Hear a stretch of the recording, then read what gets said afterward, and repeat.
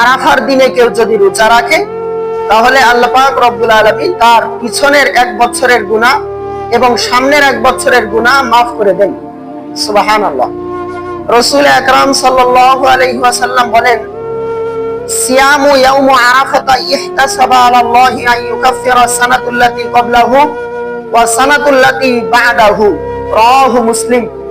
মুসলিম শরীফের ভিতরে আসছে, আল্লাহ রাসূল সাল্লাল্লাহু আলাইহি ওয়াসাল্লাম বলেন, যে ব্যক্তি আরাফার দিনে রোজা রাখবে, আল্লাহ পাক রব্বুল আলামিন চাহেন তো তার জীবনের পিছনের 1 বছরের গুনাহ এবং সামনের 1 বছরের সগীরা গুনাহ আল্লাহ পাক রব্বুল আলামিন ক্ষমা করে দেবেন। সুবহানাল্লাহ। পিছনের 1 বছরের গুনাহ আল্লাহ পাক রব্বুল আলামিন মাফ করে দেবেন এবং সামনের 1 বছরের গুনাহ থেকে তাকে বিরত রাখবেন। আল্লাহ পাক রব্বুল আলামিন তাকে হেফাজত করবেন, সে সামনের 1 বছরের গুনাহ থেকে বেঁচে থাকবে ইনশাআল্লাহ তাআলা। এই জন্য আমরা এই ইয়াউমে আরাফা অর্থাৎ জিলহজ মাসের 9 তারিখ আসছে বুধবার, ঈদের আগের দিন আমরা ইনশাআল্লাহ তাআলা এই রোজা সকলে রাখার চেষ্টা করব।